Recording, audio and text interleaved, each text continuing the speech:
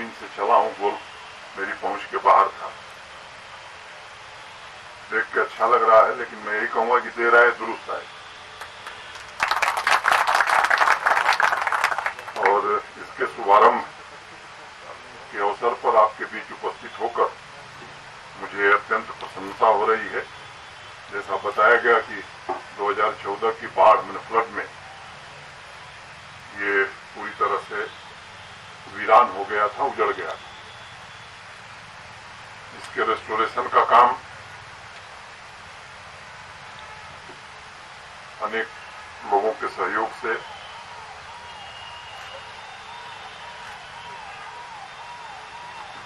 अभी आज पूरा हुआ है और मैं कह सकता हूं कि उत्कृष्ट तरीके से या सर्वोत्तम तरीके से ये काम पिछले कुछ दिनों में हुआ है। जिन लोगों ने भी इस काम को अंजाम तक पहुंचाया है, नाम एक कानू मुझे लगता है कि आवश्यक नहीं है। उन सब का मैं शुक्रिया अदा करता हूं और उनको हृदय से साधुवाद देता हूं। जम्मू कश्मीर बैंक को भी धन्यवाद देता हूं और बाकी लोगों को भी, जिन लोगों ने भी इसमें सहयोग किया। गोल्फ कोर्स के समृद्ध इतिहास के बारे में अगर हम विस्तार में जाएं तो बताया गया कि ये प्राचीनतम गोल्फ क्लबों में रॉयल गोल्फ क्लब कोलकाता के बाद ये कश्मीर के गोल्फ क्लब का नाम ही आता है। ऐसा जब मैं प्रवेश कर रहा था तो मुझे बताया गया।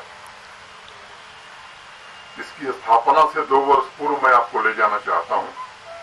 जम्मू कश्मीर की सामाजिक तथा आर्थिक अर्थव्यवस्था उस समय तरक्की के रास्ते पर थी, लेकिन स्पोर्ट्स का मॉडर्नाइजेशन यहाँ 1885 में शुरू हुआ, लेकिन वह भी ज्यादातर विंटर तथा वाटर स्पोर्ट्स पर केंद्रित था। कई सारे इतिहासकारों जैसे ड्यूटन या एजी गायस ने इसके बारे में बहुत विस्तार से लिखा है। 1885 में जब ब्रिटिश रेजिडेंसी यहाँ आई तब ब्रिटिश ऑफिसर्स के सामने 2 बड़ी समस्याएं, मॉडर्न हाउसिंग की तथा एक अरिस्टोक्रेटिक समूह था जिसको गोल्फ खेलना था, उसके लिए उचित मैदान की। और 19वीं शताब्दी की गाइड टू न्यू कश्मीर किताब में इसका जिक्र करते हुए लिखा गया है कि जम्मू कश्मीर गोल्फ के लिए सर्वोत्तम जगह थी और उसका वातावरण स्कॉटलैंड में 1860 में शुरू हुए ओपन चैंपियनशिप जैसे टूर्नामेंट के अनुकूल ही नहीं थी, बल्कि उससे बेहतर थी। लेकिन इस क्लब के शुरू होने के साल भर बाद एक और समस्या आई कि गोल्फ खेलने के बाद आराम कहाँ किया जाए, और इस लेक में कोई सुविधा नहीं थी। तो विचार हुआ कि ऐसी सुविधा लेक में बननी चाहिए, और इस कमी को पूरा करने के लिए पहला मॉडर्न हाउस बोट 1888 में केनार्ड नाम के एक अंग्रेज ने बनाया और उसे गोल्फर के लिए किराए पर देना शुरू किया। केनार्ड की देखा देखी एक कश्मीरी पंडित नारायण दास थे, उन्होंने भी एक हाउस बोट बनाया और उसमें खेलने के बाद ड्रेस चेंज करने की जगह भी बनाई।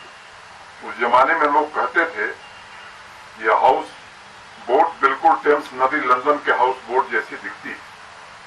मैं आज गोल्फ एकेडमी के फर्स्ट बैच के बच्चों से कहना चाहता हूं कि इस 52 एकड़ में अनगिनत ऐसी कहानियां बिखरी हुई हैं और आने वाले 15 दिन के प्रशिक्षण के दौरान खेल की बारीकियों के साथ साथ उनका भी अनुभव आपको होगा, और मेरा आग्रह होगा इन बच्चों से कि उसका अनुभव जरूर करें, क्योंकि वो एक समृद्धशाली इतिहास है। सरमत साहब काफी समय से स्पोर्ट्स सेक्रेटरी भी रहे और इसलिए उनका जुड़ाव युवा प्रतिभाओं से गहरा रहा है। मुझे बताया गया है कि देश के जाने माने कोच प्रशिक्षण के लिए यहाँ आएंगे। पहले बैच की शुरुआत ये विश्व प्रसिद्ध खिलाड़ी और भारतीय टीम के कोच श्री अमनदीप से हो रही। उचित संसाधन और सही प्रशिक्षण से हम जम्मू कश्मीर में भी जीव मिल्खा सिंह, अर्जुन अटवाल, शिवशंकर चौरसिया, अदिति, अशोक, स्मृति और शर्मिला जैसे चैंपियन तैयार कर सकते हैं। नौजवान साथियों तथा मित्रों, जम्मू कश्मीर में स्पोर्ट्स की सभी विधाओं में एरिस्टोक्रेटिक दायरे से बाहर निकालने और गांव-गांव तक पहुंचाने का काम प्रारंभ किया स्पोर्ट्स काउंसिल ने और हमारे यूथ और स्पोर्ट्स डिपार्टमेंट ने। मैं उनका आभार व्यक्त करना चाहता हूं और मुझे लगता है कि अब गोल्फ भी एरिस्टोक्रेटिक खेल जो लोग मानते हैं, जम्मू कश्मीर का प्रशासन, हमारा टूरिज्म और स्पोर्ट्स डिपार्टमेंट ये कोशिश करेगा कि इसे भी सामान्य आदमी के लिए, सरकारी स्कूल के बच्चे बच्चियों के लिए, वे बच्चे जो इसे अफोर्ड नहीं कर सकते हैं, उनको भी अवसर मिले। ये सबसे बड़ी उपलब्धि होगी, क्योंकि खेल की प्रतिभा को सीमित नहीं किया जा सकता है और अगर कोई सीमित करने की कोशिश करता है तो मैं मानता हूं वो अपराध। अगर बच्चा सामान्य परिवार में जन्मा है तो उसे भी अवसर मिलना चाहिए। मैं समझता हूं ये शासन और सरकार का सबसे प्राथमिक दायित्व है। प्रसिद्ध गोल्फर शिवशंकर चौरसिया के पिताजी रॉयल कलकत्ता गोल्फ क्लब में नौकरी करते थे और वो घास का रख रखाव, ट्रैक मैनेजमेंट का काम करते थे, टर्फ मैनेजमेंट का। शिवशंकर गोल्फर बनने से पहले कुछ सालों तक उसी गोल्फ क्लब में कैडी की नौकरी करते थे, लेकिन प्रतिभा थी उस नौजवान में और उन्होंने सपने देखना नहीं छोड़ा। और इसलिए मैं आज जो 50 हमारे बच्चे बच्चियां हैं, उनसे मैं कहना चाहता हूं कि कल आप भी शिवशंकर बन सकते हो, ये मान करके अपनी ट्रेनिंग शुरू करो। मैं आप सभी से कहना चाहता हूं कि सपने देखना छोड़ने की जरूरत नहीं है। अगर आप में काबिलियत है तो प्रशासन हर कोशिश करेगा कि आपको भरपूर मदद दी जाए और आपकी प्रतिभा को निखरने का अवसर मिले। अभी कुछ दिन पहले जम्मू कश्मीर यूटी में स्पोर्ट्स डिपार्टमेंट की रिव्यू मीटिंग थी। मैं उस मीटिंग में था और जो लक्ष्य रखा है जम्मू कश्मीर के यूथ और स्पोर्ट्स डिपार्टमेंट ने कि 17 लाख से ज्यादा बच्चे बच्चियों को विभिन्न स्पोर्ट्स में, विभिन्न विधाओं में खेलने का अवसर इस बार इस पैंडेमिक के बावजूद हमारा स्पोर्ट्स डिपार्टमेंट देने जा रहा है। और उसके लिए एक बहुआयामी स्ट्रेटजी तैयार की गई है, जिसमें स्पोर्ट्स इंफ्रास्ट्रक्चर को डेवलप करना, यूटी के कोने कोने में स्पोर्ट्स इवेंट आयोजित करना, बेस्ट कोचेज की व्यवस्था करना, लगातार मॉनिटरिंग करना और हमारे जो असेट्स हैं उनका पूरी तरह से यूटिलाइजेशन करना।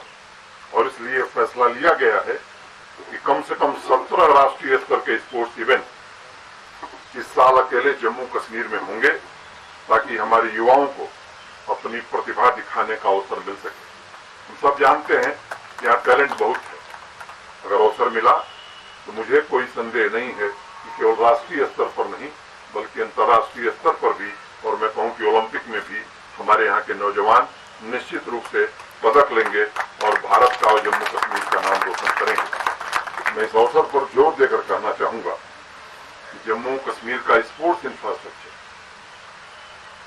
जो लोग जम्मू कश्मीर के बाहर गए हैं, अगर वो तुलना करेंगे तो देश के बाकी हिस्सों या बाकी राज्यों की तुलना बहुत बेहतर है। और अभी चीफ सेक्रेटरी अरुण मेहता जी ने आपको बताया, ये भी तय हुआ है कि हमारी जितनी पंचायतें, उन पंचायतों में निश्चित रूप से अनिवार्य रूप से स्पोर्ट्स एक्टिविटी हो और उनको एक ग्राउंड, जिन जिन पंचायतों में सरकारी जमीन उपलब्ध थी या तो बन गई है या इस साल बन जाएगी, जिन पंचायतों में जमीन नहीं है उसके लिए भी प्रशासन कोशिश कर रहा है कि सरकारी तौर पर उन्हें जमीन उपलब्ध करा करके उन पंचायतों में भी वहां के भी नौजवान अपनी प्रतिभा को निखार सके, उन्हें अवसर मिल सके और कम से कम 2-3 स्पोर्ट्स एक्टिविटी हर जगह हो, इसकी कोशिश स्पोर्ट्स काउंसिल और हमारा यूथ एंड स्पोर्ट्स डिपार्टमेंट कर रहा है।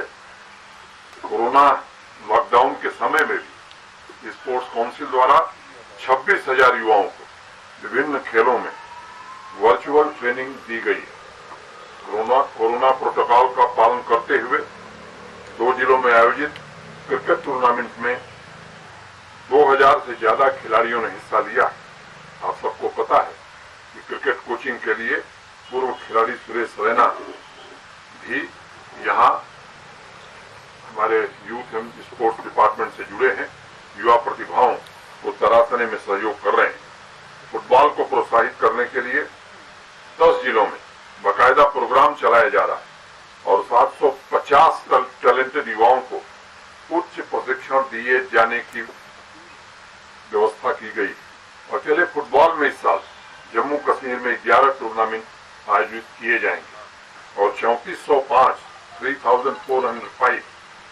मैचेज में 1.5 लाख के आसपास खिलाड़ियों के भाग लेने की संभावना है।